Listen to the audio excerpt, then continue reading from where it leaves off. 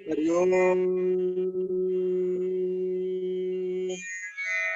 वक्रतुंड महाकाय सूर्यकोटि समप्रभ निर्विघ्नं कुरु मे देव सर्वकार्येषु सर्वदा सर्वमङ्गलमाङ्गल्ये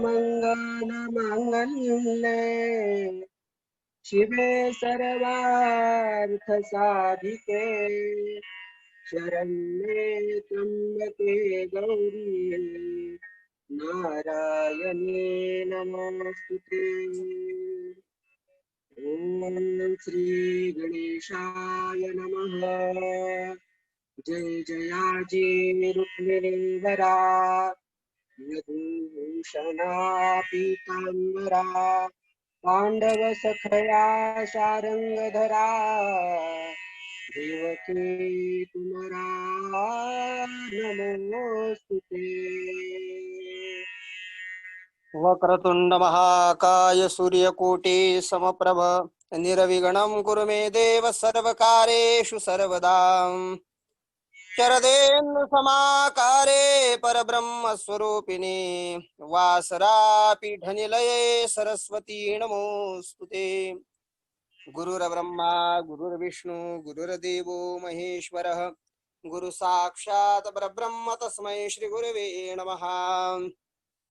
श्री गणेशाय नमः। श्री सरस्वत्यै नमः।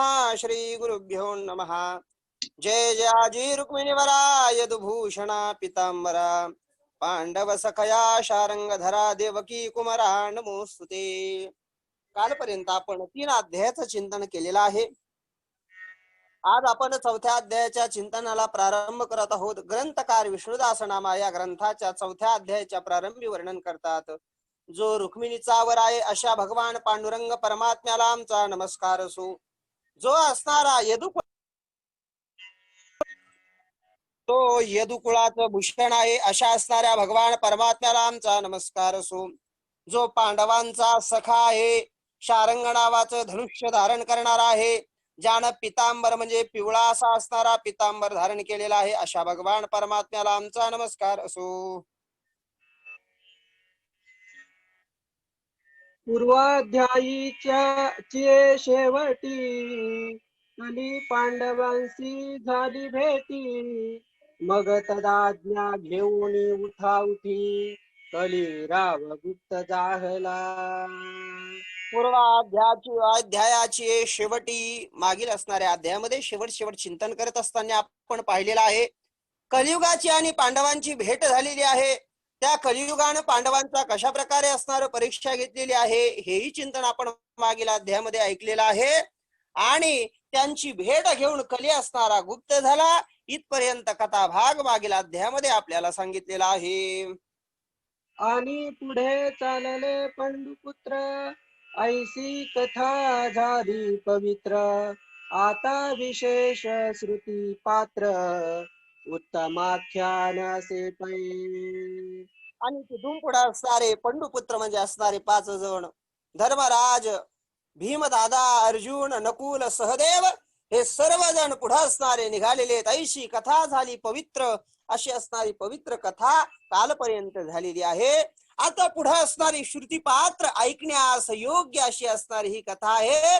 तुम्ही आपले कान असणारे या कथेला योग्य ऐकण्यास असणार तयार करा का उत्तमाख्यान असे पै। पुढे असणार उत्तम असा आख्यान तुम्हाला सांगतोय ते तुम्ही ऐका असं विष्णुदास नामा म्हणतायत।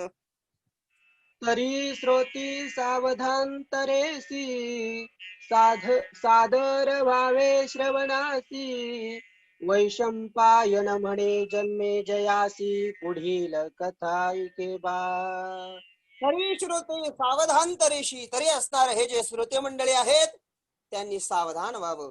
आदरानं असणारी ही कथा ऐकावी। सादर आदरेन सह सादर आदरानं असणार ही भगवंताची कथा ऐकायची आहे, श्रवण करायचे आहे। वैशंपायन म्हणे जन्मे ज्याशी वैशंपायन नावाचे महर्षी महाभारत सांगत असताना राजा जन्मेजयाला म्हणतात राजा पुढची कथा काय झालेली आहे तुला मी सांगतो ती तू ऐक।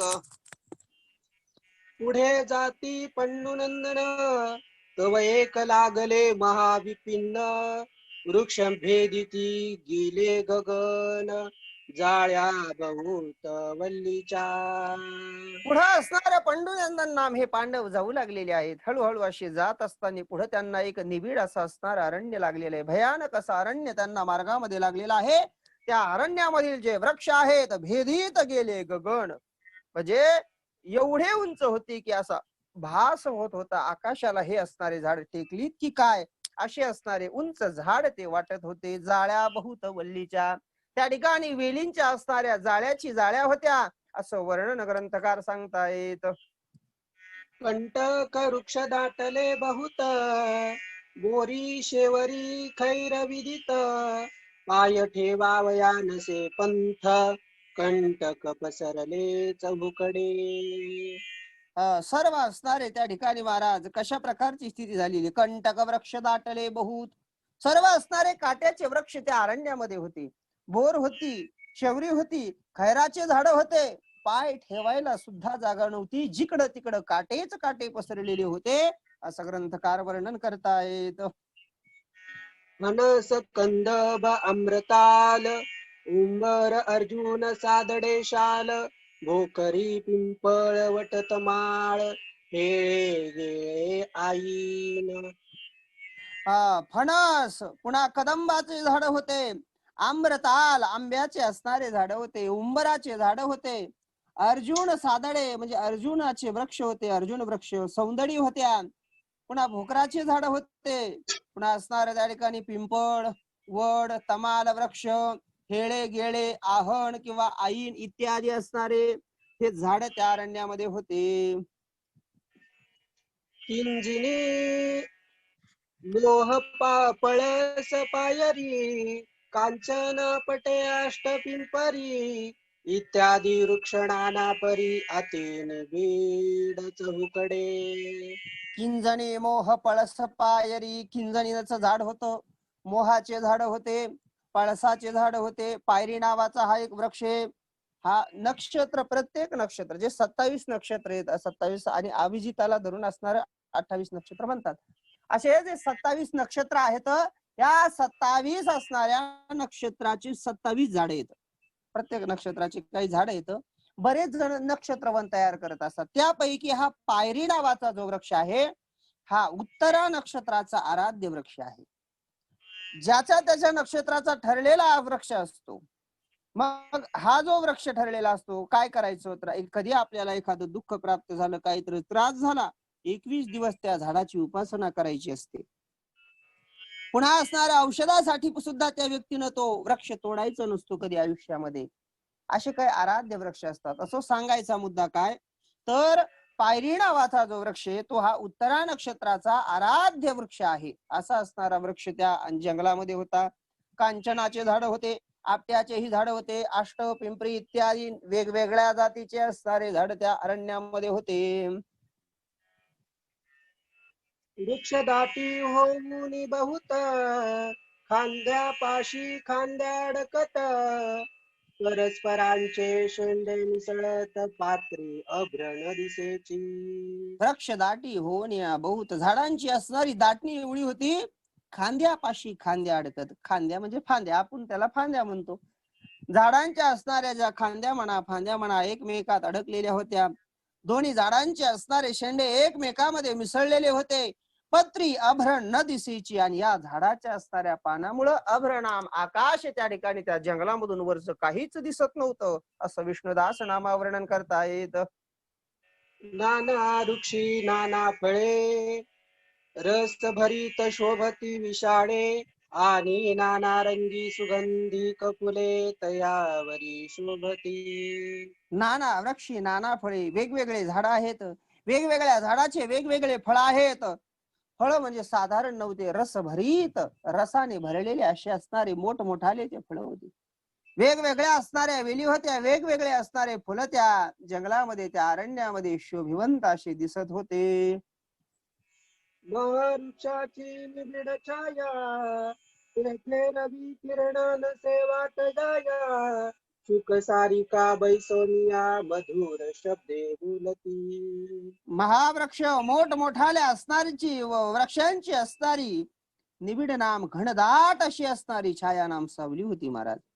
तिथे रविकिरण नशे वाटयावया, हे झाड एवढाले मोठाले होते की सूर्याचे किरण पृथ्वीवर त्या ठिकाणी पडतच नव्हते, एवढे दाट आणि मोठमोठाले झाड त्या जंगलामध्ये होते. शुक सारिका बैसोनिया, शुक म्हणजे पोपट, सारिका म्हणजे असणारे त्या ठिकाणी कोकिळा किंवा साळुंकी, त्या असणारे त्या ठिकाणी काय बसायचे आणि मधुर शब्दामध्ये हे असणारे पक्षी त्या अरण्यामध्ये सुंदर असं गायन करायचे. लता वृक्षांच्या जाळ्यामधून मृग क्रीडती आनंदे करुणी. आणि ठाई ठाई वाहे पाणी निर्मळ परी थंड बहू. लता वृक्षांच्या जाळ्यामधून, लता नाम वेली, वेलींच्या असणाऱ्या त्या जाळ्यामधून त्या ठिकाणी महाराज मृगनाम हरण क्रीडा करत होते. जाळी आड लपायचे, पुन्हा जाळीमधून एकदम पळायचं, अशा प्रकारचा खेळ त्या ठिकाणी ते हरण त्या वनामध्ये करू लागलेले आहेत. पुन्हा ठाई ठाई वाहे पाणी, जंगल एवढं पवित्र सुंदर होतं, ठिकठिकाणी पाण्याचे झरे वाहत होते. निर्मळ परी थंड बहू, निर्मळ असं स्वच्छ पाणी होतं आणि पुन्हा गार असं पाणी होतं. पेल्याच्या नंतर फिल्टरच्या वरी असणार ते पाणी होतं. एवढं सुंदर पाणी त्या अरण्यामध्ये त्या जंगलामध्ये असणार वाहत होतं. ऐसिया परी त्या वनात सिंह शार्दूल गर्जना करीत. मत्त गजेंद्र किंकाटत भालुका बहुत ओरडती. ऐसिया परी त्या वनात, अशा प्रकारे असणार त्या वनामध्ये पुन्हा असणारे प्राणी कोण होते? सिंह त्या वनामध्ये होता. शार्दूल म्हणजे वाघ किंवा असणार चित्ता, तो असणारा त्या वनामध्ये गर्जना करीत होता. मोठमोठाल्या हत्तींच्या असणाऱ्या किंकाटाचे ओरडण्याचे आवाज त्या वनामध्ये घुमत होते.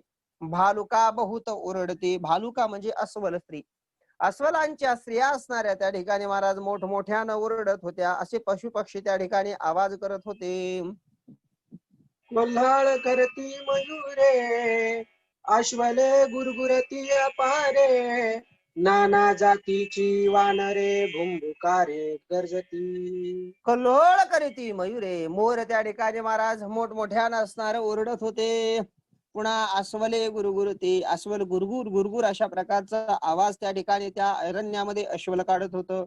वेगवेगळ्या जातीचे असणारे वानर त्या असणाऱ्या गावा त्या नगरा आपल्या त्या वनामध्ये असणारे शोभिवंत असे दिसत होते. इकडं तिकडं उड्या मारत होते आणि भुभुकार असणारा करत फिरत होते. नाना पक्ष्यांची कुळे बहुत लावे कपोत. तितूर धावत आणि माहेर म्हणून तेथ नाचत भूते प्रेते सर्वदा. नाना पक्ष्यांची कुळे बहुत वेगवेगळे असे असणारे पक्षी होते महाराज. किती नावं घ्यावं, किती वर्णन करावं. अनंत पक्षी, जंगल म्हटल्याच्या नंतर पक्षीच पक्षी, त्या जंगलामध्ये वेगवेगळे जीव. तर हे नाव सांगताना विष्णुदास नामा म्हणतात लावे होते. कपोत त्या ठिकाणी कबूतर होते. तित्तर नावाचे असणारे त्या ठिकाणी काही पक्षी होते, त्याला आता चित्तर म्हणतात. तित्तर नावाचे असणारे पक्षी होते. तित्तराच्या उत्पत्तीची कथा श्रीमद देवी भागवतामध्ये आलेली. असो, आणि माहेर म्हणून तेथे नाचत भूत प्रेत सर्वदा, आणि त्या ठिकाणी माहेर म्हणून, कारण की आता जिथं कोणाच वस्ती स्थान नाहीये, जिथं मनुष्य जात नाहीयेत, असं असणार ते ठिकाण महाराज. बऱ्याच ठिकाणी भूत त्या ओसाड जागेवर त्या जंगलामध्ये भूत आपलं माहेर, आपला हक्काचं ठिकाण म्हणून त्या असणाऱ्या जंगलामध्ये ते भूत नाचत होते, असं वर्णन ग्रंथकार करतायत. ज्योतिंग ब्रह्म राक्षस पार यक्ष गंधर्व किन्नर असुर अप्सरा नाना खेचर रात्रंदिवस संचरती. कोण कोण होत? झोटिंग ब्रह्म राक्षस अपार. झोटिंग नावाचं हे भूताचा प्रकार आहे बरं का. भूताचे अनेक प्रकार आहेत तसे. एक एक वर्षामध्ये 30-35 प्रकार सांगितलेले आहेत. वेगवेगळ्या गोष्टीनं मेल्याच्या नंतर त्याला वेगवेगळं नाव त्याला दिलं जातं, किंवा त्याच्या त्याच्या कामानुसार त्याला वेगवेगळं नाव दिलं जातं. झोटिंग नावाचं असणारं एक भूत आहे. ते झोटिंग भूत कोणाचं असतं? कोशानं सांगितलं, कोळ्याचं किंवा मुसलमानाच्या भूताला झोटिंग असं म्हणतात. त्यांची केस लांब लांब असतात. अशा प्रकारचे हे झोटिंग नावाचे भूत त्या वनामध्ये होते. ब्रह्म राक्षस त्या वनामध्ये राहत होते. ब्रह्म राक्षस जास्त करून असणार हे पिंपळाच्या झाडावर राहणारे असतात आणि सर्वात शक्तिशाली भूत या ब्रह्मराक्षसाला मानलं जातं. ब्राह्मणांचा द्वेष करणारे अतृप्त जे आत्मे आहेत ते ब्रह्मराक्षस होतात असं कोशामध्ये सांगितलेले. किंवा वेदज्ञ असा सुंदर असा ब्राह्मण आहे पण काही कारणानं वाईट मृत्यू आला तर ब्राह्मणाच्या भूताला ब्रह्मराक्षस असं म्हणतात. असे असणारे ब्रह्मराक्षस त्या जंगलामध्ये होते. पुन्हा यक्ष, गंधर्व, किन्नर, असुर, यक्षही त्या जंगलामध्ये होते. यक्ष ही एक देवांची योनी. वर्णन ग्रंथांतरी असं आलेलं आहे पुलह आणि पुलस्त्य ऋषीचे जे मुलं आहेत तेच हे असणारे काय यक्ष म्हणून सांगितलेले आहेत. राजा कुबेर हा यक्षांचा राजा आहे. पद्मपुराणानुसार ब्रह्मदेवाच्या 5व्या तोंडापासून असणार जे 5 तोंड ब्रह्मदेवाला होते भगवान शंकरानंतर एक कापलं त्यापासून या यक्षांची उत्पत्ती झाली. आणि उत्पत्ती झाल्याच्या नंतर ब्रह्मदेवाला हे म्हणू लागलेले किम कुर्मः, आमचे कर्तव्य काय आहे असा प्रश्न ब्रह्मदेवाला या उत्पन्न झालेले जीवानं केला. त्यावेळेस ब्रह्मदेव त्यांना म्हणाले यक्षध्वम, तुम्ही यज्ञ करा यक्षध्वम. आणि असं म्हटल्यामुळं त्या असणाऱ्या जीवाला यक्ष असं त्या जातीला नाव प्राप्त झालेलं आहे असं ग्रंथकार असं अनेक ठिकाणी असं त्यांचं वर्णन आलेलं आहे. असे असणारे यक्ष, पुन्हा गंधर्व गायन करणारे, किन्नर ही देवांची असणारी जात आहे, असुर जे सूर नाहीत ते असे, पुन्हा अप्सरा त्या ठिकाणी होत्या. त्या अप्सरांना आपण असरा असं म्हणतो. त्या असरा ही त्या जंगलामध्ये राहत होत्या. आणि नाना खेचर वेगवेगळे असणारे भूत त्या ठिकाणी. खेचर म्हणजे खमचरती इति खेचर, जे आकाश मार्गाने विचरण करतात त्यांना खेचर म्हणायचं. मग त्याच्यामध्ये पक्षी हे आले किंवा हे भूताला सुद्धा खेचर म्हणतात. हे वायू रूपाने त्या ठिकाणी फिरत असतात आकाशामध्ये म्हणून. चला, असे असणारे हे सर्व भूत त्या ठिकाणी रात्रंदिवस संचरती, रात्रंदिवस त्या असणाऱ्या जंगलामध्ये दिसतात, हिंडतात, फिरतात, खेळतात असं वर्णन विष्णुदास नामा सांगत आहेत. या परी ते घोरवण महाविस्तीर्ण ती दारुण, सांगता तयाचे थुरपण उशीर होतो कथेसी. त्या असणाऱ्या अशा प्रकारे ते वन असणार घोर होतं, भयंकर असं असणार वन होतं, मोठा असं असणार, विस्तीर्ण नाम चांगलं असणार, त्याचं क्षेत्रफळ मोठं त्या वनाचं होतं, दारुण नाम भयंकर होतं, सांगता तयाचे थोरपण उशीर होतो कथेशी. विष्णुदास नामा म्हणतात किती वर्णन करावं किती सांगावं, ते सांगत असताना ते आमच्या कथेला उशीर होईल म्हटले. ते झाडाचे नाव, ते भूताखेताईचे नाव, ते प्राण्याचे नाव हे सांगत बसल्यावर याच्यातच आपला ग्रंथ जायचा आणि मूळ मुद्दा मूळ विषय बाजूला राहायचा. म्हणून असो, आता आपण आपल्या कथेकडे वळूयात. ऐशिया त्या घोर विपिना एकची मार्ग असे जाना, मध्ये घालून सुटी अंगणा पाचही जण चालती. अशा असणाऱ्या त्या घोर विपिन नाम अरण्यामध्ये एक असणारा मार्ग होता. पायवाट थोडी होती. त्या मार्गाने असणार हे 6 जण निघालेले आहेत. मध्ये घालून स्वकीय अंगणा. हुशार होते पांडव. पांडवांनी काय केलं, आपल्या पत्नीला मध्ये घेतलेला आहे. मागा असणार 1-2 राहिलेले आहेत. पुढं काही राहिली, मध्यभागी द्रौपदीला घेतलं आणि पुढं 5 जण त्या ठिकाणी निघालेले आहेत. तो पुढे लागले कनगर महाविशाळ ती दुर्धर, तया नाम अरण्य शहर ते तिचा नृपवर. तालकेतू तो पुढे लागले एक नगर. तेवढ्यामध्ये असणार पुढं मार्गक्रमण अरण्यामध्ये करता करता त्या अरण्यामध्ये एक मोठा असं असणार एक नगर लागलं. विशाळ म्हणजे मोठं असं असणार ते होतं.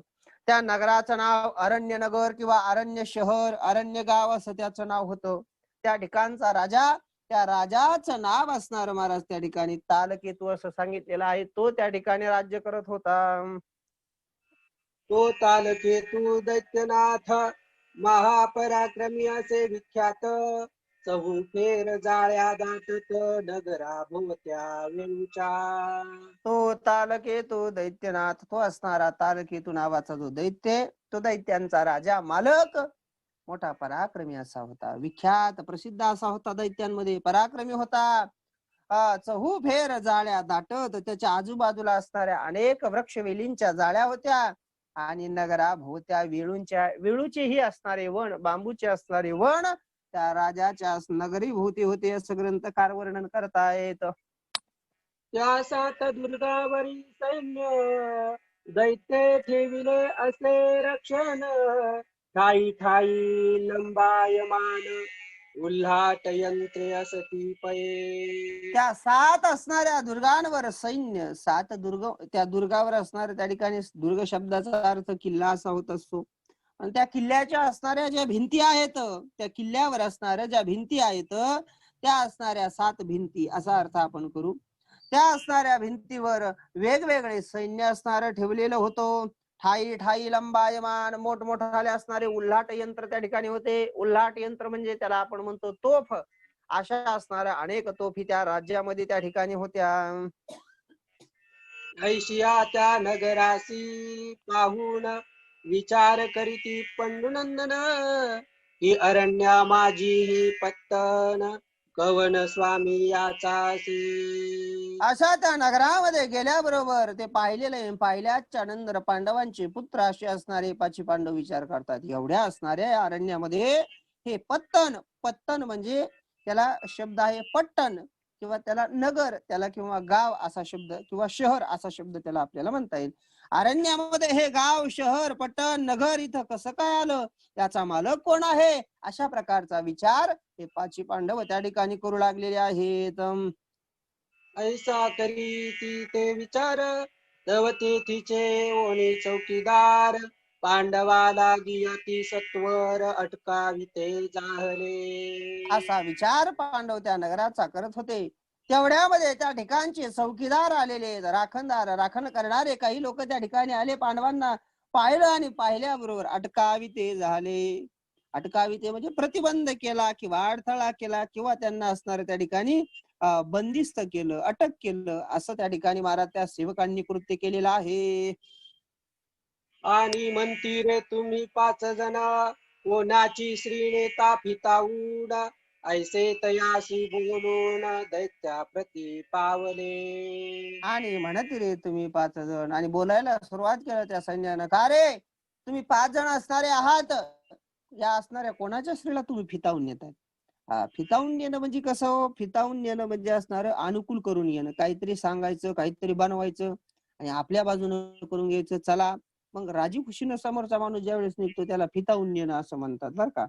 कोणाला असणार तुम्ही त्या ठिकाणी फितावून घेऊन चाललेला आहात, कोणाची स्त्री आहे असं असणार. त्यांना बोलल्याच्या नंतर दैत्याप्रती पावले असं असणार बोलत येईल. तेवढ्यामध्ये असणार काही जण गेले आणि ताल तुला जवळ जाऊन असणार काय म्हणतात तर ऐका. आणि तयासी हस्त जोडून म्हणती दैतेंद्र्या 5 जण, एके सुंदर श्रेयसी घेऊन पळून जात आहे पै. आणि तेवढ्यामध्ये हे दैत्याचे असणारे सेवक दैत्याकडे जाऊन हात जोडले आणि तयाशी हात जोडून असणार म्हणतात, हे दैत्येंद्रा, हे राजा, 5 जण असणारे कोण्या तरी एका सुंदर स्त्रीला घेऊन पळून जात आहेत, अशा प्रकारचा निरोप दिलेला आहे. ऐसे कथाची तालकेत वेगे आला तेथे धावत, जैसा महाकाळ क्रोधयुक्त प्रळय काळी येतसे. ऐसे ऐकता तालुकेत, त्या तालुक्यातून हे ऐकलेले, ही गोष्ट ऐकल्याबरोबर तालुकेतुला क्रोधाला रागाला वेगानं तो धावत निघालेला आहे. जसं असणार प्रळय काळाच्या वेळी काळ असणाऱ्या या जगाचा नाश करण्याकरता धावतो, क्रोधयुक्त होतो, तशाच प्रकारचा क्रोध असणार त्या तालकेताला आलेला आहे. दैत्य पुसे 5 जणासी, कोठून आला या ठायासी, ते म्हणती आम्ही संन्यासी महातीर्थासी जातसो. दैत्य आला आणि आल्याबरोबर त्या ठिकाणी 5 जणांना प्रश्न केला, सांगा कुठून आला या ठायासी, आलाशी कोठोनी, जायचं कवण्या ठाया. तुम्ही असणार कुठून आला, तुम्हाला कुठं जायचं आहे. त्यावेळेस असणार राजा धर्म सर्वांचा पुढाकार घेऊन म्हणतात, आम्ही संन्यासी आहोत आणि आम्ही सर्वजण तीर्थाकरता जात आहोत, असं वर्णन धर्मराज बोलत आहेत.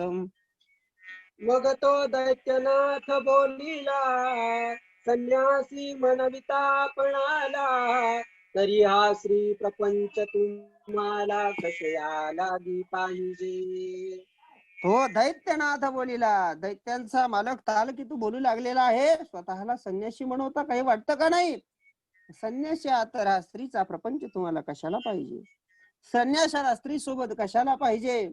कारण की महाभारताच्या शांती पर्वामध्ये चिंतन आलेले बरं का. संन्यासी धर्माचं प्रतिपादन करत असताना प्रतिपादन केलेले महाभारताच्या शांती पर्वामध्ये अहेरेव गणाद्भितः सौहित्यान्नरकादिव कुणपादिवच स्त्रीभ्यस तम देवा ब्राह्मणं विदुः. अहेरिव गणाद्भितः, जो जनसमुदायाला सर्प समजून त्यांच्या जवळ जाण्यास घाबरतो. संहित्यान नरकादिव, स्वादिष्ट भोजना जनित तृप्तीला जो असणाऱ्या नरकाप्रमाणे मानतो. आणि कुणपादिवच स्त्रीभ्यस, त्या स्त्रियांना असणारं कुणप म्हणजे प्रेतासारखं मानून लांबून लांबून राहतो. प्रेताला कोणी जवळ बसतं का? प्रेताच्या जवळ कोणी बसतं का जास्त?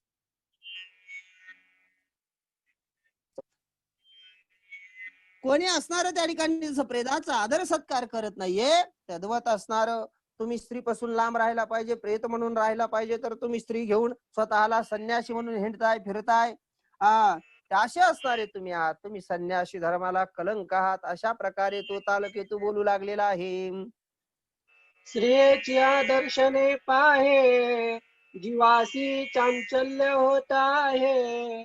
तरी हे महत्तर विघ्न होय संन्यास धर्मा कारणे. श्री दर्शनानं त्या ठिकाणी महाराज काय होतं? जीवा अशी चांचल्य होत आहे, चंचलपणा मनाला येत असतो महाराज, विकार मनामध्ये उद्भवत असतात. म्हणून तरी हे महत्तर विघ्न होय, म्हणून हे असणार महत्तर मोठं तरण्यास कठीण असं असणार हे विघ्न आहे बरं का. भले भले या विघ्नामध्ये काय होतात? पडतात. महत्तर तरण्यास मोठं कठीण आहे, तरण्यास काही दुस्तर असतात, पण हे महत्तर आहे. याच्यामधून बरेच जण असणारे आपलं वर्णन करताना काम नाद भागवतामध्ये वर्णन करतो. मज कामाचे निघाये ब्रह्मा स्वकन्येशी धरू जाये, पराशरे केले काय भोगिली पाये मत्स्य दुर्गंधा. म्हणजे असा असणार हा विकार आहे, असा असणार हे चांचल्य चंचलपणा आहे, मोठं विघ्न आहे. पण सगळ्यालाच विघ्न आहे, पण त्यातली त्यात संन्यास धर्मा कारणे. संन्यासी माणसांना हे मोठं विघ्न आहे. प्रेतवत स्त्रीचा त्याग करावा असा वर्णन त्या ठिकाणी महाभारत करतय, असं वर्णन ग्रंथ करतात. मग तुम्ही असणार या स्त्रीला घेऊन जाता, तुम्हाला आम्ही संन्यासी कसं मानावं, कसं म्हणावं? तुम्ही वर्तमान सांगा रे सत्य, ना तरी जाऊन दि निश्चित. ही वनिता घेऊन त्वरित वधीन तुम्हा पाचांशी. खरं खरं बोला बर का, खरं खरं सांगा. तुम्ही जर खरं सांगितलं नाही तर नाही तरी जाऊन दि निश्चित, मी तुम्हाला जाऊन देणार नाहीये. ही वनिता, ही असणारी स्त्री तुमच्याकडे घेऊन तुमच्या पाचांचा मी वध करील, असा तालकेतू या 5 पांडवांना बोलू लागलेला आहे. तुम्ही नाही रे संन्यासी, पळवोनी आणले बायकोसी. म्हणून झाले ती वनवासी, कोण रायासी ठकविले. तुम्ही संन्यासी नाही तर दिसायले मला, तुमची अंगकाठी संन्यासाची नाही. संन्यासी म्हणल्यावर जरा आडदांड पाहिजेत, ढेरी वगैरे असणार. तुम्ही संन्यासी वाटतच नाही, पिळदार असं तुमचं शरीर दिसतंय. हे लक्षण शरीरावरून कळतात ना माणसाला. तुम्ही नाही रे संन्यासी, तुम्ही संन्यासी नाहीयेत. तुम्ही कोणाच्या तरी बायकोला, कोणाच्या तरी स्त्रीला तुम्ही पळवून आणलेलं आहे आणि तो तुम्हाला सापडील. म्हणून तुम्ही वनामध्ये आला. सांगा कोणी रायाशी ठकविले, कोणत्या राजाला तुम्ही फसवलं आणि त्याची पत्नी घेऊन आला, त्याची स्त्री घेऊन आला, त्याची मुलगी घेऊन आला, सांगा मला. अशा प्रकारचा प्रश्न तालकेतू करू लागलेला आहे. तुम्ही क्षत्रिय ऐसे दिसता, भवदंगी नाही साधुत्वता. साधूची लक्षणे पाहू जाता, तुमच्या अंगी न दिसती. तुम्ही क्षत्रिय ऐसे दिसता, तुमची अंगकाठी जी आहे, तुमचं जे शरीर आहे हे कमावलेलं आहे आणि हे शरीर संन्यासाचं नाहीये. म्हणून असणार तुम्ही संन्यासी नाहीत. मला असं वाटतं तुम्ही क्षत्रिय आहात, तुम्ही मला क्षत्रिय दिसतात का? भवत अंगी नाही साधुता. भवत 2 शब्द आहेत, भवत आणि अंगी, त्यांची असणारी संधी झाली आणि संधी झाल्यामुळे तो शब्द झाला भवद अंगी. भवत म्हणजे आपल्या, अंगी म्हणजे अंगामध्ये. आपल्या अंगामध्ये नाही साधुत्वता, साधूचे काही लक्षणच नाही, साधूचे काही गुणधर्म मला तुमच्या ठिकाणी दिसत नाहीत, साधूपणा मला तुमच्याजवळ दिसत नाहीये. साधूचे लक्षण तुमच्यामध्ये पाहत असताना तुमच्या अंगी ती न दिसती, ते लक्षण तुमच्या अंगात मला दिसत नाहीत. प्रामुख्यानं पहिलं म्हणजे स्त्री आणि दुसरं असणार तुमचा देह आणि नंतर काही तुमचे लक्षण, यावरून मला तुम्ही साधू वाटत नाहीत. अशा प्रकारचा निकष त्या ठिकाणी आपला तो तालुकीतू बोलून दाखवत आहे. याच मार्गाने असंख्यात ऋषी संन्यासी जाती सतत, परी तुम्हा सदृश आजपर्यंत दृष्टी नाही देखिले. याच मार्गाने असंख्य असे असणारे ऋषी मुनी गेले हो. आम्ही पाहतो ना, आदर सत्कार करतो, दर्शन घेतो, काही लागलं तर त्यांना लक्ष देतो, पाहतो. बरेच ऋषी पाहिले, बरेच संन्यासी पाहिले या मार्गाने जात असताना, सतत जातात, येरझार त्यांची चालू असते. परी तुम्हा सदृश आजपर्यंत, पण तुमच्यासारखे असणारे संन्यासी, स्त्रीला घेऊन हिंडणारे, स्त्रीला घेऊन फिरणारे, अंगाने एवढे धडधाकट, साधुत्वाचे लक्षण नसलेले असे संन्यासी दृष्टी नाही देखिले, असे संन्यासी पाहिलेच नाही म्हणले आम्ही. संन्यासी असे नसतातच असं आम्हाला वाटतंय. एव ऐकून दैत्याच्या बोला, नाना परी समजाविती तयाला, परी तो अधिकची शोभला, म्हणेन बोला कार्य सत्य तुम्ही. एव ऐकून दैत्याच्या बोला, अशा प्रकारे असणार ते दैत्यांचं बोलणं ऐकलेलं आहे. आणि ऐकल्याच्या नंतर वेगवेगळ्या प्रकारेनं परोपरीनं असणाऱ्या त्या दैत्याला समजावू लागलेले आहेत. नाही बाबा, आम्ही काय संन्यासीच आहोत, आम्ही दुसरे चोर वगैरे, डाकू वगैरे दुसरं कोणी नाहीये, क्षत्रिय कोणी नाहीये, समजायचा प्रयत्न करत आहोत. परी तो अधिकची शोभला, पण त्याला अधिकच राग आला, जास्तच राग आला. म्हणे ना बोला कार्य सत्य तुम्ही, तुम्ही खरं बोलत नाहीत, थांबा तुमच्याकडे मी पाहतो, अशा प्रकारे तो म्हटलेला आहे. मग दैत्याज्ञापी सेवकांसी, दृढ बांधारे या चोरांसी, तव धर्म म्हणे रे परीसी, दैत्यनाथा सांगतो. मग दैत्याला असणारी त्या ठिकाणी त्या दैत्यानं आपल्या सेवकाला आज्ञा दिली, अरे या चोरांना चांगलं बांधा, म्हणजे दृढ चांगला असे गच्च या ठिकाणी बांधून टाका या चोरांना. त्यावेळेस धर्मराजा म्हणतो, ऐक ना, दैत्यनाथा सांगतो, हे दैत्य राजा तुला सांगतो म्हणले आम्ही कोण आहोत ते तू ऐक. हे आम्ही पाचही जण, राया पंडूचे आहो नंदन, जया पांडव म्हणती सकळ जन, राजे हस्तिनापुरीचे. हे आम्ही जे आहेत ते असणार राजा पंडूचे 5 जण पुत्र आहोत. ज्या असणाऱ्या 5 जणांना आम्हाला पांडव असं म्हणतात. आम्ही हस्तिनापुराचे पूर्व राजे होतो, आजी नाही आम्ही माजी होतो. आम्ही असणार हस्तिनापुराचे माझे असे राजे होतो, असं असणार त्या ठिकाणी आपली ओळख राजा धर्म त्या ठिकाणी करून देत आहेत. ही पतिव्रता शिरोमणी, द्रुपद रायाची असे नंदिनी, आम्हा पाचांची होय पत्नी, तीर्थालागी जातो आता. ही पतिव्रता शिरोमणी, सगळ्या असणाऱ्या पतिव्रतामध्ये श्रेष्ठ अशी असणारी अहिल्या, द्रौपदी, सीता, तारा, मंदोदरीस्तथा पंचकम नाम स्मरे नित्यम महापातक नाशनम. सर्व असणाऱ्या पतिव्रतांमध्ये श्रेष्ठ अशी असणारी ही मुकुटमणी अशी ही पतिव्रता आहे. राजा द्रुपदाची असणारी मुलगी आहे म्हणून हिला द्रौपदी असं म्हणतात. आम्हा पाचाची होय पत्नी, आमच्या 5 जणांची ही पत्नी आहेत. आम्ही असणारे 6 जण तीर्थाकरता जात आहोत, अशी आपली ओळख राजा धर्मानं त्या तालुक्यातूला दिलेली आहे. आम्ही राजे सोमवंशी, कौरव बंधू होते आम्हासी, परी राज्य न देत म्हणून त्यासी, संग्राम केला अद्भुत. आम्ही सोमवंशातले राजे आहोत, आम्ही सूर्याच्या वंशातले राजे आहोत. सोमवंश आहोत, आपलं सोमवंशी नाम असणार त्या ठिकाणी चंद्राच्या वंशातले आम्ही राजे आहोत, चंद्रवंशी आहोत.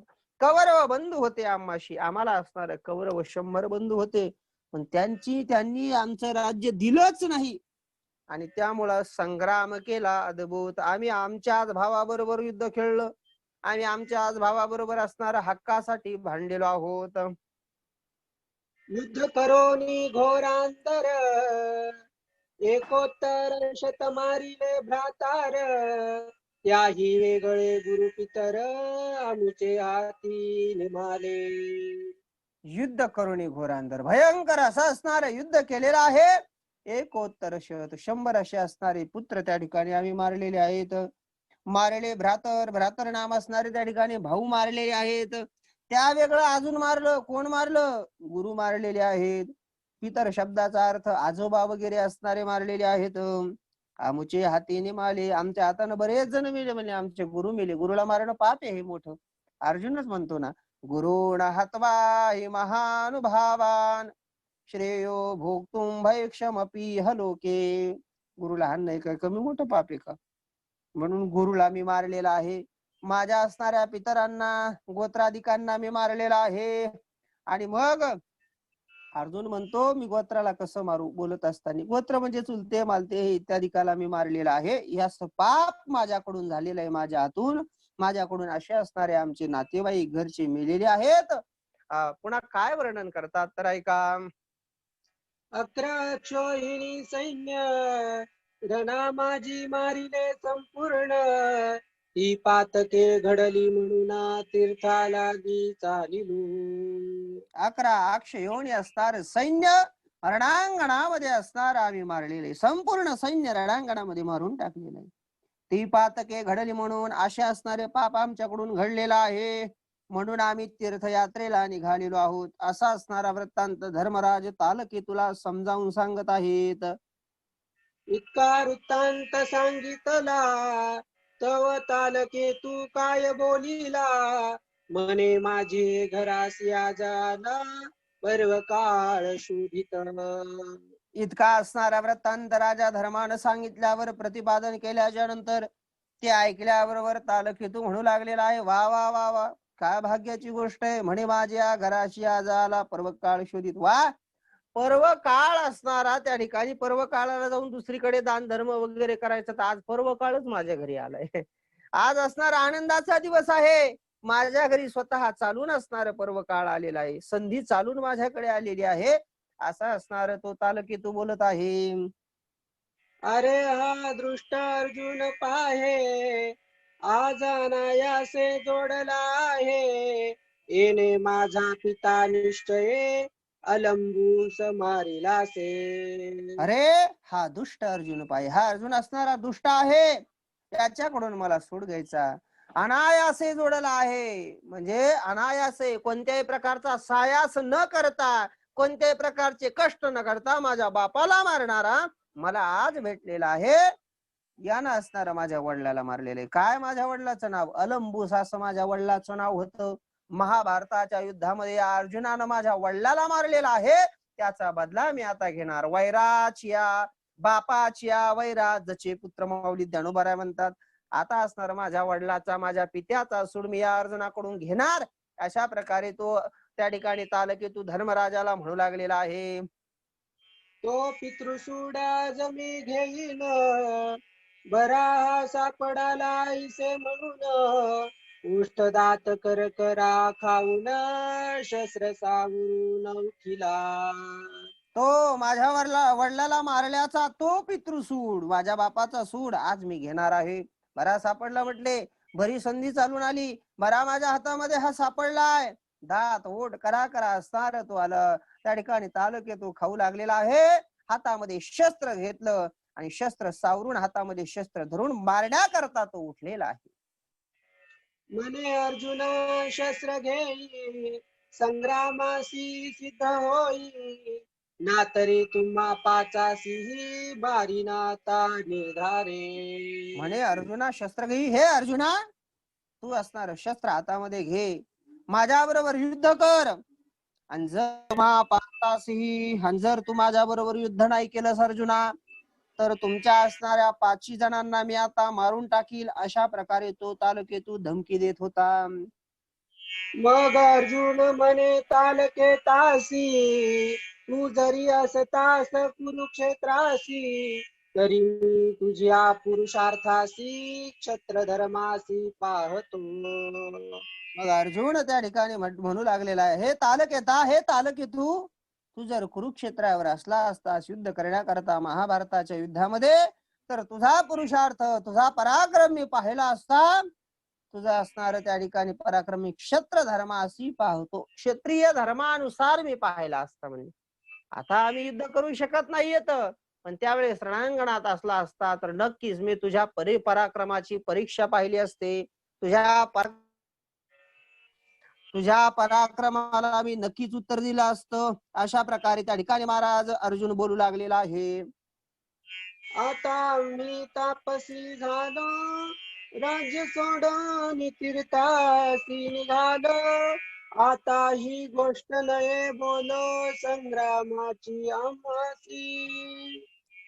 आता आम्ही तापसी झालो. आम्ही आता तापसी झालेलो आहोत. आम्ही आता संन्यासी झालेलो आहोत. तापसी नाम तप करणारे झालेलो आहोत. आणि आम्ही आता राज्याचा त्याग करून सांडोळी तीर्थाशी निघालो, तीर्थयात्रेला निघालेलो आहोत. आता ही गोष्ट असणारे त्या ठिकाणी युद्धाची काढू सुद्धा नाही. संग्रामाची आम्हासी, युद्धाची गोष्ट बोलू नाही. युद्ध आता आम्हाला करायचं नाही. संन्यासीने युद्ध करून कसं जमायचं? म्हणून असणार मी युद्ध करणार नाहीये. अशा प्रकारे अर्जुन बोलू लागलेला आहे. तरी तू ऐके आमची विनवणी, मार्ग दावी आम्हाला गुणी. दैत्यनाथा तू जीवदान देऊनी, सुखी जाऊ दे तीर्थासी. तरी तू ऐके आमची विनवणी. तू असणार आमची विनवणी ऐक देवा. हे तालकेता आमची विनवणी ऐक, आमची विनंती ऐक. आम्हाला असणार मार्ग दाखव. आम्हाला असणार जाऊ दे. आम्हाला राहायचं नाहीये. आम्हाला निघायचंय. आम्हाला जायचंय. इथं राहून असणार जाणार नाही. आम्ही आता संन्यासी झालेलो आहोत. दैत्यनाथा तू आम्हाला जीवदान दे. आणि तू जीवदान सुखी आनंदे जाऊ तीर्थाशी. आम्ही सुखानं आनंदानं तीर्थाला जाऊ. अशा प्रकारे त्या ठिकाणी महाराज अर्जुन बोलू लागलेला आहे. धर्माधी तयासी काकुळती येत, म्हणती आम्ही तुते शरणागत. आम्हासी होऊ दे पुनीत, तुझे पुण्य दैत्यनाथा. धर्म भीम इत्यादी सुद्धा असणारे काकुळतीला येऊ लागलेले आहेत. हात जोडतायत. म्हणते आम्हा तू ते शरणागत. आम्ही तुला शरणागत आलेलो, शरण आलेलो आहोत. आम्हाला असणार पुनीत नाम पवित्र होण्याकरता तीर्थाला जाऊ दे.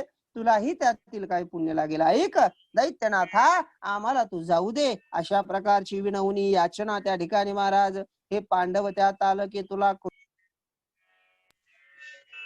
मग दैत्य म्हणे धर्मासी, का तू व्यर्थ काकुळती करीसी. मी संग्रामाविन तुम्हासी, जाऊन दी सर्वथा. मग त्यावेळेस असणारा त्या ठिकाणी महाराज तो दैत्य धर्मराजाला म्हणतो, का तू व्यर्थ का कुळती करीशी. व्यर्थ का काकुळतीला येत आहेस? उगाच असणार का बोलत आहेस? एवढी विनवणी का करत आहेस? मी तुम्हाला युद्ध केल्याशिवाय जाऊ देणार नाही. अशा प्रकारचा आपला ठाम निश्चय त्या ठिकाणी महाराज तो दैत्य सांगत आहे. तो धर्मासी भीम बोलता झाला, ही युद्धाची आज्ञा द्यावी मजला. येथे नावे ताला, बुद्धी शिकवू नये पै. आता ऐकतच नाही हा तालुकेत. त्यावेळेस धर्मराजाला भीमदादा बोलताय, दादा मला आज्ञा दे म्हणले. पाहतो म्हणले याच्याकडे. येथे नावेक तालुकेताला बुद्धी शिकवू नये पै. नावेक नाम असणार क्षणभर थोडीशी सुद्धा असणारी बुद्धी शिकवण्यात याच्यामध्ये काय अर्थ नाहीये. या तालुके तुला याला मी आता माझ्या शास्त्रानं बुद्धी शिकवतो. लातो की भूत वातोशी नाही मानते. धर्मराज याच्या बरोबर युद्ध करण्याची मला तुम्ही आज्ञा द्या. जरी द्याल आज्ञा मज लागून, तरी गदेने मस्तक करीत चूर्ण. मग एकदाची तीर्थी जाऊन, सकळ पातके पर्यारू. जरी द्याल आज्ञा मज लागून. दादा तुम्ही जर मला आज्ञा दिली ना, आताच माझ्या गदेनं असणारे ताल केतूचं मस्तक मी चूर्ण करतो.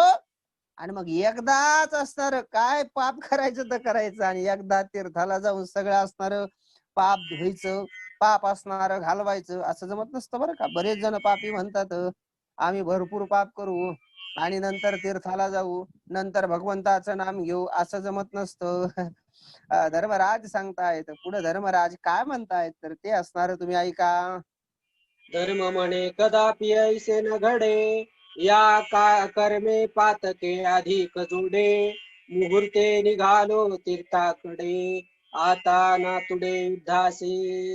धर्म म्हणे कदापि ऐसे न घडे. राजा धर्म त्या ठिकाणी बोलतायत, हे भीमा आता असं कधी होणार नाही. लक्षात ठेव, युद्ध करायचं नाहीये. या असणाऱ्या युद्ध जर आपण जर केलं तर या कर्मानं या युद्धानं आपलं पाप जास्त वाढेल. लक्षात ठेव, आपण मुहूर्त काढून सर्व विधी करून तीर्थयात्रेला निघालेलो आहोत. आता आपल्याला युद्धामध्ये नातोडे नाम सापडायचं नाहीये, आता युद्ध आपल्याला करायचं नाहीये, अशी बुद्धी राजा धर्म भीमदादाला समजावून सांगू लागलेले आहेत, शिकवू लागलेले आहेत. अनेक ठाई पातक कीजे ते तीर्थक्षेत्री जाण निरविजे पुण्यक्षेत्री जो दोष कीजे तो वज्रलेप होतो पाप.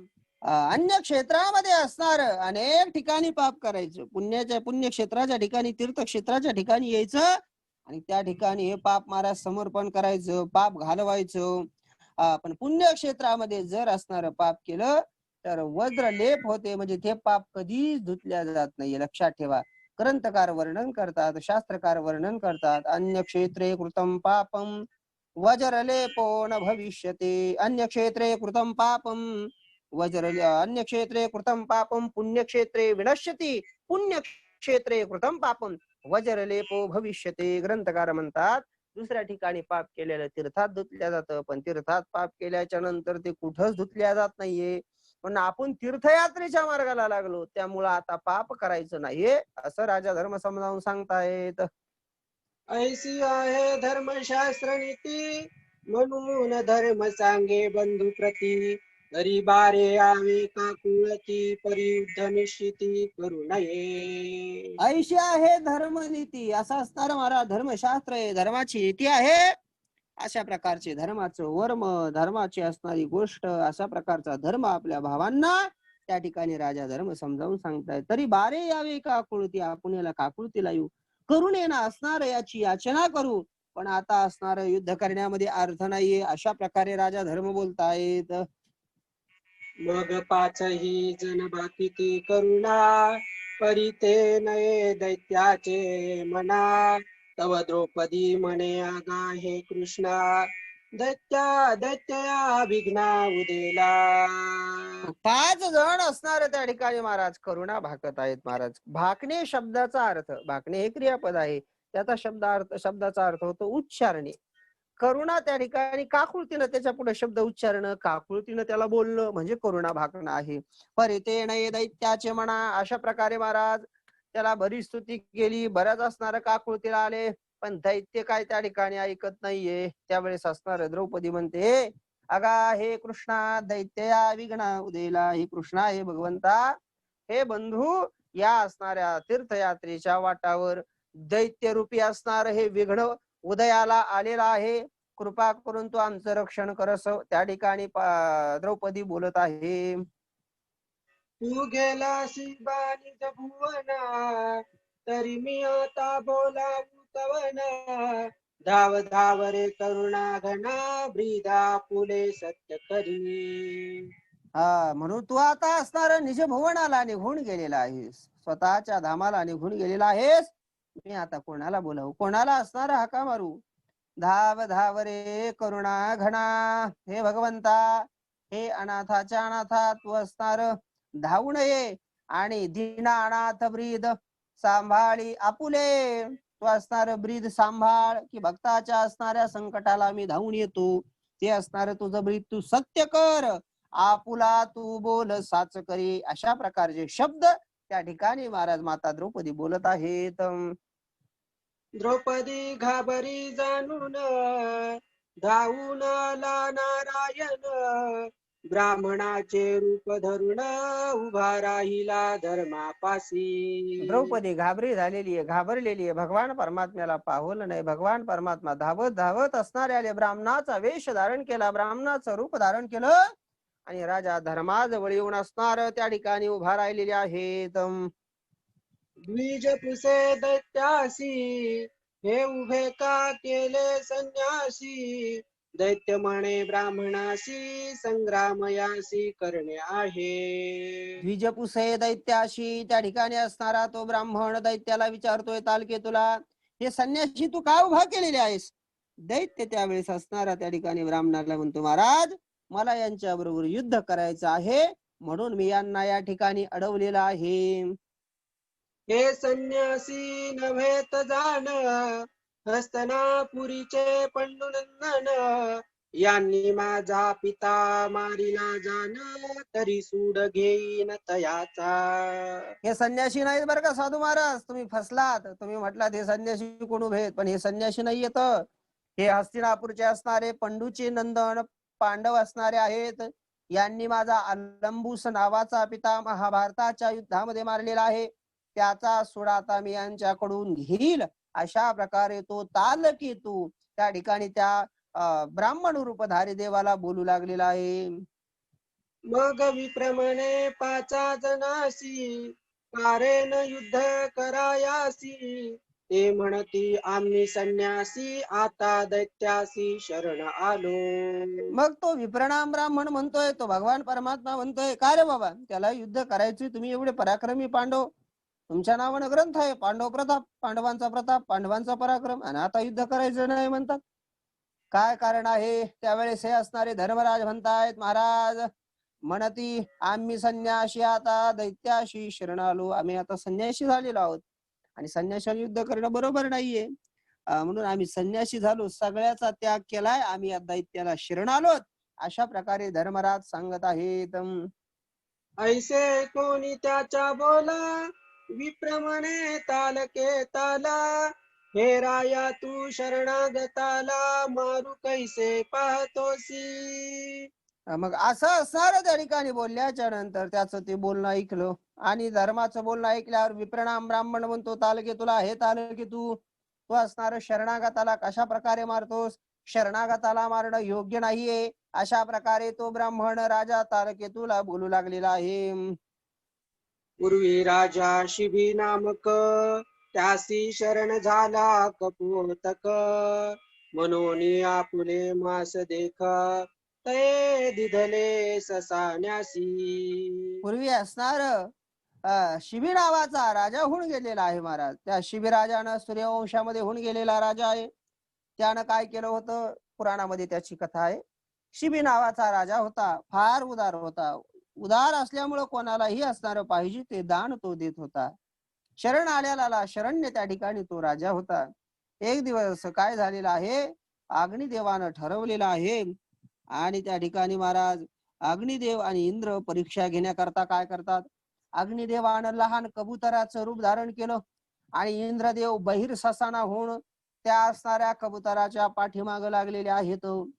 आणि तो असणारा लहान कबूतर या राजा शिबी जवळ आला आणि म्हटलं, महाराज मी तुम्हाला शरण आलेलो आहे, मला तुम्ही वाचवा.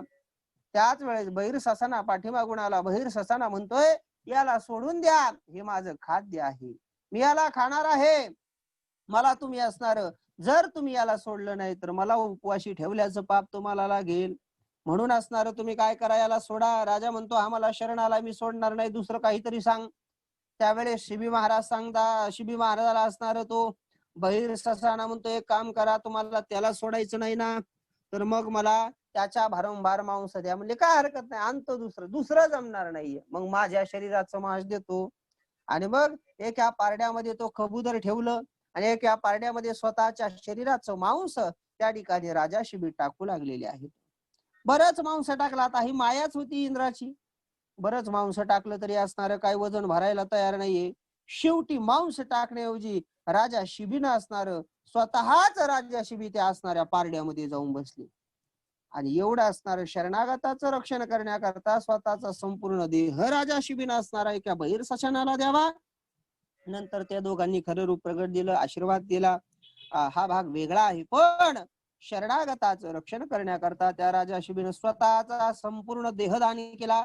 देह असणारा देऊन टाकलेला आहे, आणि तू साधेला असणाऱ्या शरणागताला सोडून देत नाही, असं तू असणारा एवढा कसा पापी आहेस, एवढा कसा निर्दयी आहेस, अशी भगवान परमात्मा त्या तालकेतूला बोलू लागलेले आहेत.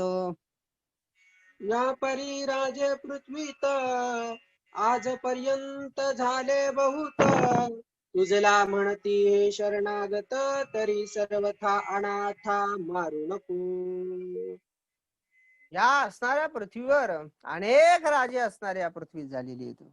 असे अनेक राजे झाले शिबिराजासारखे. तुला एक उदाहरण सांगितलेलं आहे मी. तुला असणार हे शरणागत म्हणतात, तुला शरण आलेले आहेत, तरी असणार सर्वथा अनाथा मारू नको. या अनाथांना तू असणार मारू नकोस. शरण आलेल्यांना तू मारू नकोस. अशा प्रकारे त्या ब्राह्मणाच्या वेशातील भगवान तालके तुला समजावून सांगत आहेत. जेव्हा यांचे राज्य होते तेव्हा न घेतले सुडाते. आता अडवून संन्याशाते संग्राम करा म्हणसी तू. जेव्हा असणार यांचं राज्य होतं, धर्मराज असणारे त्या ठिकाणी सम्राट होते, त्यावेळेस असणार सूड घेण्याकरता तू गेला नाहीस. आणि आता हे संन्यासी झाले आणि आई ते तुझ्या असणाऱ्या जाळ्यात अडकले म्हणून आता आपला पराक्रम दाखवतो की काय? आता म्हणतो की काय युद्ध कर. पण आता ते संन्यासी झालेले आहेत, त्यांना युद्ध शक्य नाहीये. येणे तुझी अपकीर्ती पृथ्वी भरी होईल निश्चिती. म्हणतील संन्यासिया प्रती आडवून मारिले तालके ते. अरे तालके तुला लाज वाटते का काही जीवाला? तुझी अपकीर्ती होईल, अपकीर्ती. पृथ्वीवर लोक म्हणतील, पाहणं म्हटले त्या असणाऱ्या तालुक्यानं काय केलं, संन्यासी होते त्या संन्याशाला अडवून मारलेला. लोक नाही त्या चर्चा तुझ्या नावानं करतील, लोक तुला भेद्रट असा समजतील. म्हणून असणार तो या शरणागताला, या संन्याशाला मारू नको असं असणार ते ब्राह्मण रूपी भगवान तालके तुला समजावून सांगत आहेत. हे दैत्यासी मानले वचन मने हे पाचही सोडीन. परी होया श्री लागून न देई जान सर्वथा. हे दैत्यासी मानले वचन. तालके तुला हे बोलणं पटलं. तालके तू म्हणला काही हरकत नाही, या पाची जणांना मी सोडून देईन. हा पण या असणाऱ्या स्त्रीला, या द्रौपदीला मी देणार नाही, अशा प्रकारे तालके तू बोलू लागलेला आहे. तव द्विज बोले काय हे गा प्रत्यक्ष विघ्न आहे. त्या अर्जुनाचे पेखणे पाहे ठाऊक असे ती लोकी. तव द्विज बोले काय, त्या ठिकाणी असणार महाराज द्विज नाम ते ब्राह्मण भगवान बोलू लागलेले. तर अरे तुला माहित नाही का, हे गा प्रत्यक्ष विघ्न आहे. ही द्रौपदी ही विघ्न आहे, विघ्न. तिच्यामुळेच महाभारत झालं, तुला माहित नाही का? कशाला असणार त्या ठिकाणी तिची आव धरतोस? त्या अर्जुनाचे पेखणे पाहे. त्या अर्जुनाचं पेखणं म्हणजे त्या ठिकाणी मारणं. तुला माहित नाही का त्याचा पराक्रम, त्याचं मारणं माहित नाही का तुला? सगळ्यातही लोकांना त्याचं मारणं माहितीये, त्याचा पराक्रम माहिती आहे, म्हणून तो हा विचार त्याग असं त्या ठिकाणी बोलत आहेत. हे तू न विचारी काही हे आले यश उगेची घेई. मग दैत्यनाथे सोडिले पाही साई जने तत्काळ. विचार कर जरा, येड्यावानी करू नको. अर्जुनाच्या मनात आल्यावर काय करणार नाहीये तो महाराज. भगवान शंकराला सारख्यांना त्याने जिंकलेला आहे. असा अर्जुन मोठा आहे, म्हणून हे यश तुला तुझ्या भाग्याने येईल तर ते घे. नाहीतर मग बाबा जात्यान दशम्या जात्यान. मग तेल गेले, तुप गेले, हाती आले दुपटणी, अशी तुझी अवस्था होईल. फुकट यश येतय ना, तर ही यश घे असं म्हटल्याला त्या ठिकाणी पटलं. महाराज देव पटवून देण्यात लय चतुर आहे बर का. चतुरा तो शिरोमणी गुण लावण्याची खाणी. मुकुट सकळा मनी धन्य तुझी विठोबा. पटवून देण्यात लयच देव यशस्वी महाराज. असं सांगायचा मुद्दा भगवान परमात्म्याने पटवून दिलेले. दैत्याला ते पटलं. मग दृश्य झाला अनंत पांडवाक्रमिती पुढील पंथ. तवारण्ययुक्त एक पर्वत महाविस्तीर्ण देखिला. मग अशा प्रकारे असणार तो ब्राह्मण अनंत भगवान परमात्मा ब्राह्मण वेशातले अंतर्धान पावले, गुप्त झाले.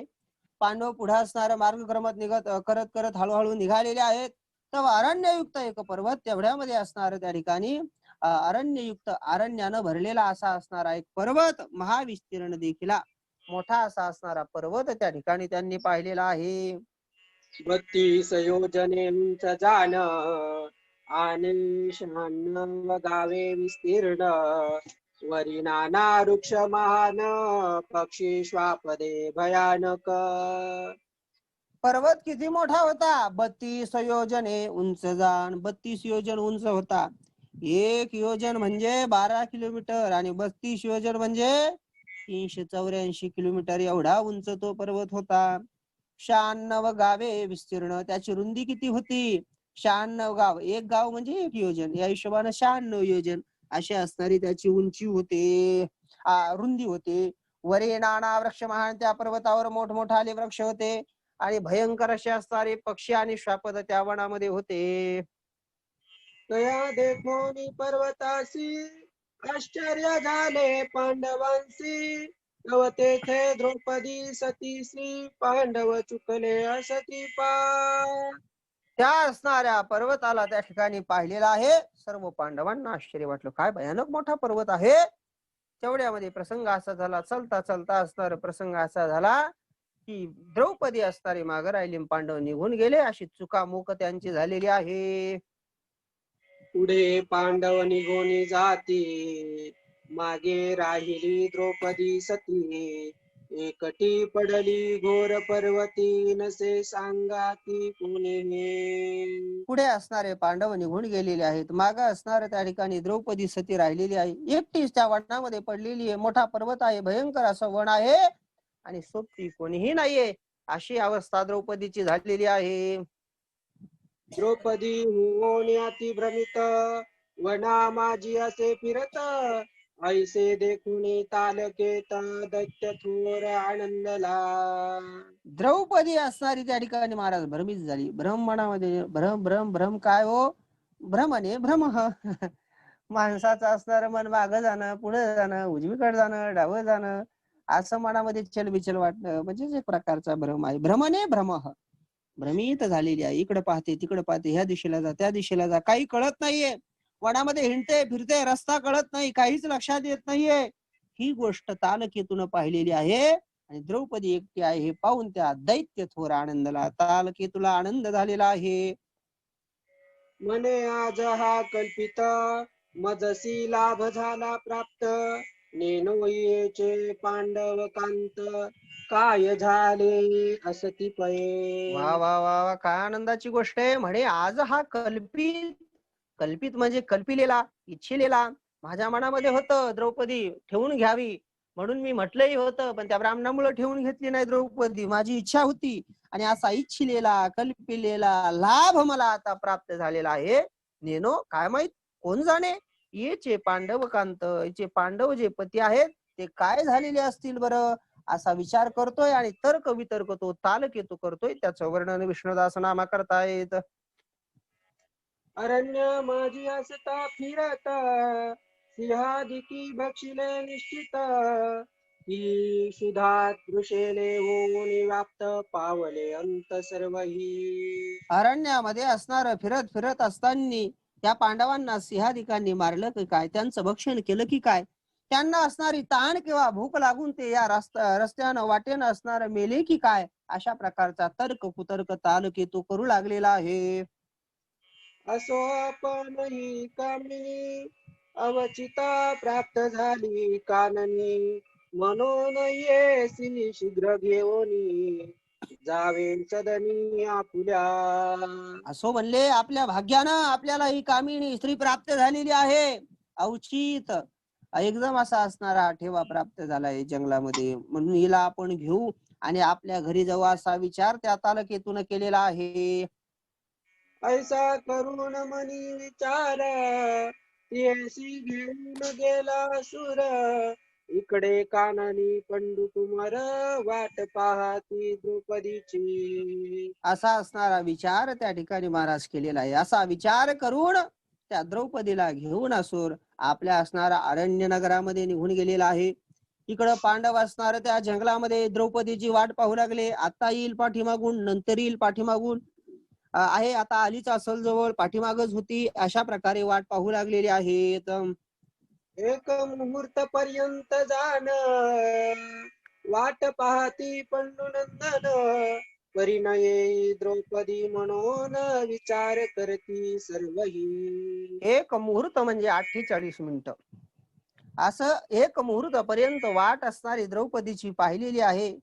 पण परिणयेची द्रौपदी म्हणून द्रौपदी येत नाहीये हे असणार त्या ठिकाणी महाराज पाहिलंय. मनामध्ये शंका कुशंका येऊ लागलेत आणि विचार त्या ठिकाणी ते पांडव करू लागलेले आहेत. चरण चाली चालता भागली, की वृक्ष छायेसी असे बैसली, किंवा सिंहादिकी होय बक्षिली, हे काहीच समजेना. चरण चाली चालता भागली, वाटाने चालता चालता असणार पायी चालायचं होतं. पाय दुखले की काय म्हणून असणाऱ्या एखाद्या झाडाच्या सावलीला द्रौपदी बसली की काय, किंवा सहज मागं राहिल्याच्या नंतर सिंहानं कोणी तर द्रौपदीला खाल्लं नसेल ना, काहीच लक्षात येत नाही. अशा प्रकारचा विचार तर्क कुतर्क त्या ठिकाणी पांडव करू लागलेले आहेत. आता करावे तरी काही, ऐसे बोलोनी लवलाही, सर्वही बंधू ते समयी, चालिले तेच्या शुद्धार्थे. आता काय करावं असा विचार करता येतो. असा विचार करून ऐसे बोलवणे लवलाई, काय करावा असा विचार करून असणारे काय करतात, सगळे असणारे बंधू हे 5 जण असणार तिच्या शोधार्थ थोडेसे आजूबाजूला गेलेले, इकडं तिकडं त्या ठिकाणी महाराज द्रौपदीला पाहू लागलेले आहेत. घाबरेपणी पंडुसुता, वना माझी तेसी शोधिता, परी कोठेची न होय प्राप्त, झाला कंत सर्वांसी. घाबरेपणान असणार त्या ठिकाणी महाराज पंडुसूत, घाबरेपणी पंडुसूत हे पांडव पंडूचे सगळे मुलं वनामध्ये असणार द्रौपदीचा शोध घेऊ लागलेले आहेत, पण कुठं द्रौपदी दिसत नाही, प्राप्त होत नाहीयेत. सर्व जणांना आक्रांतना शोक त्या ठिकाणी झालेला आहे, दुःख त्या ठिकाणी सर्व पांडवांना झालेला आहे. चिंता वर्तली बंधुशी, तव धर्म म्हणे की तयासी, बारे तुम्ही द्रौपदीसी, कोठे आज विसरले ती. सगळ्यांना असणारी चिंता झालेली आहे. तेवढ्यामध्ये धर्मराज असणाऱ्या सर्व बंधूंना म्हणतात, मी तर समोर असतो, मला काय पाठीमागचं दिसत नाही, काय नाही, पण तुम्ही पाठीमाग होता, बारे तुम्ही द्रौपदीला कुठं विसरले आहात, अशा प्रकारचा प्रश्न आपल्या बांधवांना धर्मराज करत आहेत. जेव्हा संकट पडे आम्हासी, तेव्हा ती बोलावीत कृष्णासी, नानाविध महाविघ्नासी, समूळ नाश केला तिने. जेव्हा संकट असणार त्या ठिकाणी आम्हाला पडलं ना, ज्या ज्या वेळेस आमच्यावर संकट यावं, त्या वेळेस तिनं खंबीरपणानं पुढे यावं, तेव्हा तेव्हा कृष्णाचा धावा करावा. आणि बहीण असल्यामुळे कृष्णाने आपल्या बहिणी करता, आपल्या असणाऱ्या दाजी करता पळत पळत यावं. नानाविध महाविघ्नांशी, बऱ्याच अशा मोठमोठाल्या विघ्नांचा नाश या द्रौपदीमुळे झालेला आहे. आम्ही हरपिला पण, तिने चिंतिला नारायण, आपुली लाज राखून आम्हा पाचासी सोडविले. आम्ही असणार त्या ठिकाणी पण हरपिला, पण हरपिला शब्दाचा अर्थ गमावणे असा होतो, किंवा हरविला असाही अर्थ होऊ शकतो, हरविला असाही शब्द असू शकतो एखाद वेळेस. आम्ही असणार पण हरलेलो आहोत.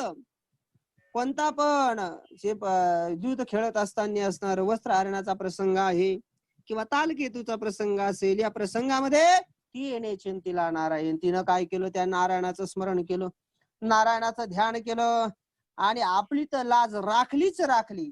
वस्त्र भगवंतांनी तिला दिले, आपली लाज राखली, पण त्याचबरोबर आपल्या असणाऱ्या 5 जणाला हे असणार त्या दुष्ट कौरवांच्या छलातून त्या ठिकाणी कपटातून सोडवलेला आहे.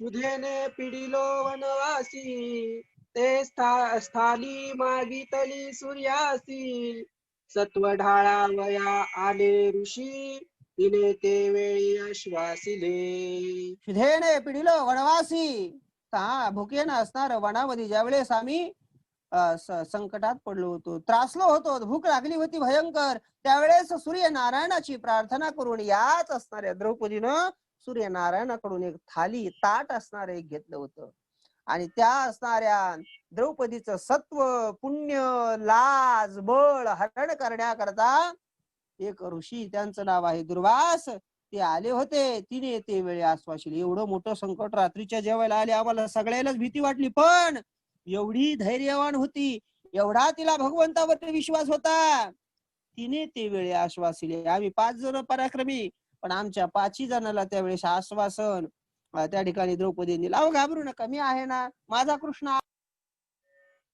मी आहे ना, मी आहे ना, माझा कृष्ण आहे ना, अशा प्रकारचं असणार त्या ठिकाणी महाराज अभयदान, अशा प्रकारचं असणार त्या ठिकाणी ती बोललेली आहे. असं वेळोवेळी तिनं आमचं रक्षण केलेलं आहे. किती आठवू तिचे गुण, काय एक न बोलवे वचन, सर्व निस्तारिले तेचे न, ते ऐसे रत्न हारविले. किती असणारे गुण माझ्या द्रौपदीचे मी आठवू सांगा ना. म्हणले काय गुणवान अशी द्रौपदी माझी होती, तिचे एक एक गुणाचं वर्णन काय मी करावं. काय एक न बोलवे वचन, काहीच असणार बोलणं होत नाहीये मला माझ्या द्रौपदी विषयी. सर्व असणारे संकटातून निस्तरलो, पार पडलो. कोणामुळं? त्या द्रौपदीमुळं. आणि असा असणार द्रौपदी रत्न, द्रौपदी रूपी रत्न आज आपल्याकडून हरवलेला आहे. धर्म म्हणे सहदेवासी, बातू प्रश्न पाहे द्रौपदीसी, नवतो पाहुनी ज्योतिषी, म्हणे द्रौपदी नेली तालकी ते. आणि धर्मराजा त्यावेळेस असणार महाराज सहदेवाला म्हणलं, हे सहदेव एक काम करणार बा, तू प्रश्न पाही द्रौपदीशी. आता हा थोडं ज्योतिषशास्त्राचा विषय आहे.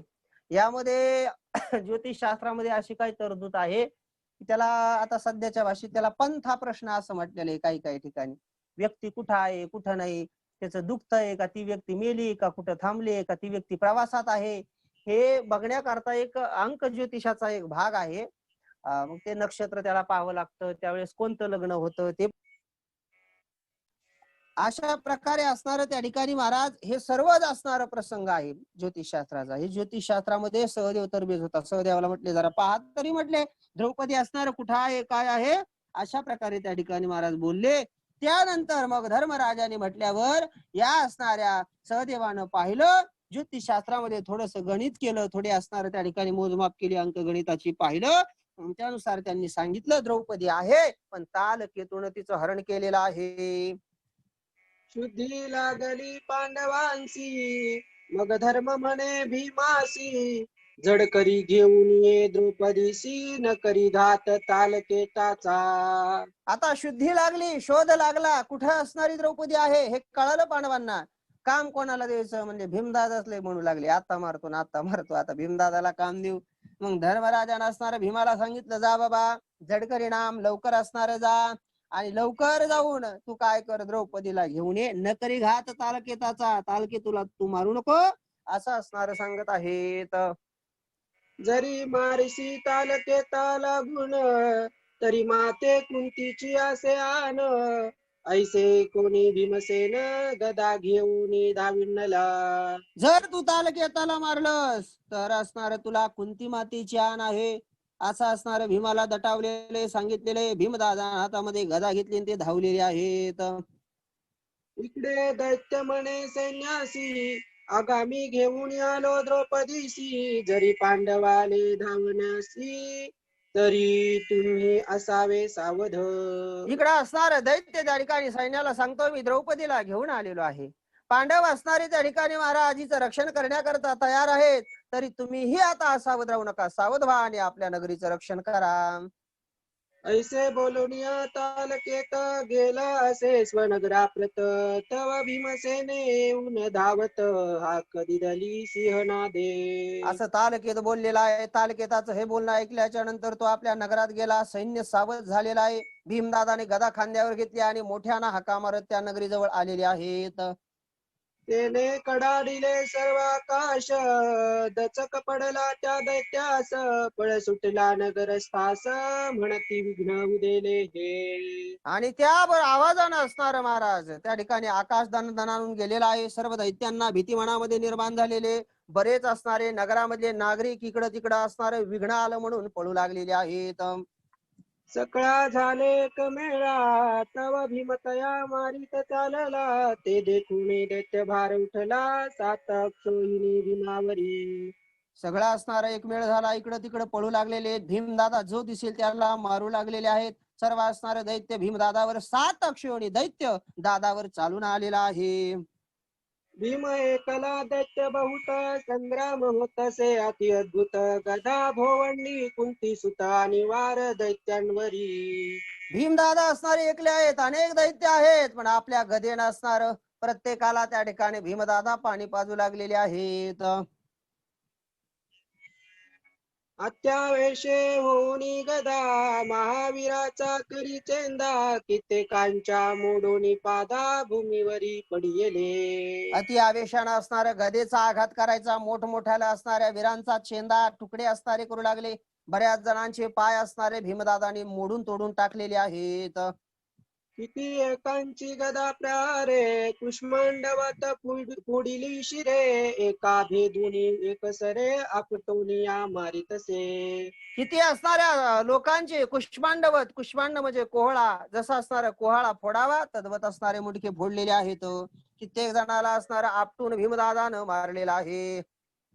ऐसा देखोनी भीमाचा मार रणी दैत्यन धरवे धीर तीन अक्षोहिणी महासुर एक वेळी मारिले. असा असणारा भीमाचा मार पाहिला आणि रणांगणामध्ये असणार त्या ठिकाणी दैत्य थांबायला तयार नाहीये. 3 अक्षोहिणी सैन्याचा नाश भीमदादानं एकाच वेळी केलेला आहे.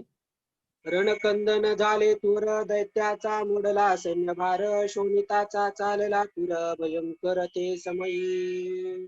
मोठं रणकंदन झालेलं आहे. दैत्य बरंच मारलेलं आहे. त्या ठिकाणी रक्ताचा पूर वाहू लागलेला आहे, असं वर्णन विष्णुदास नामा करतायत.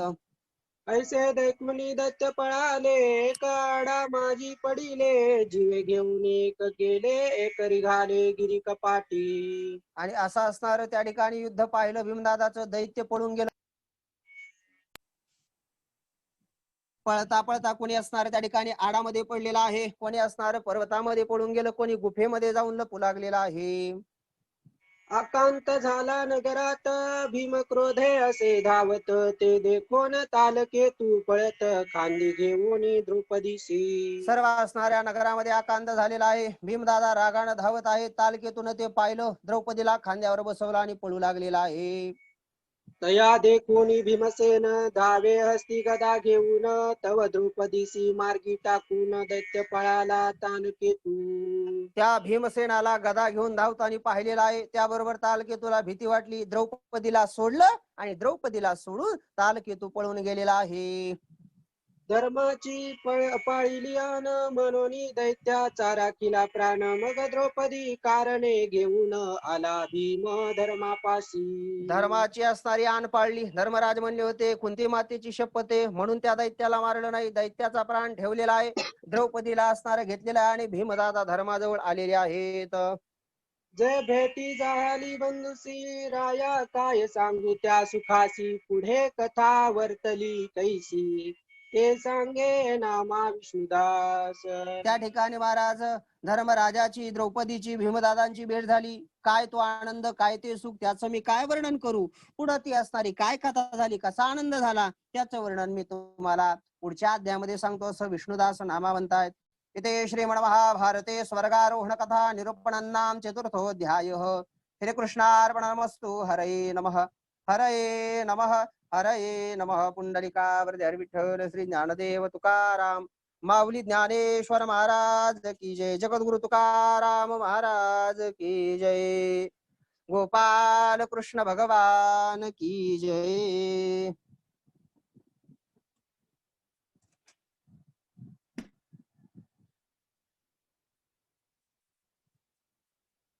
Hello sir.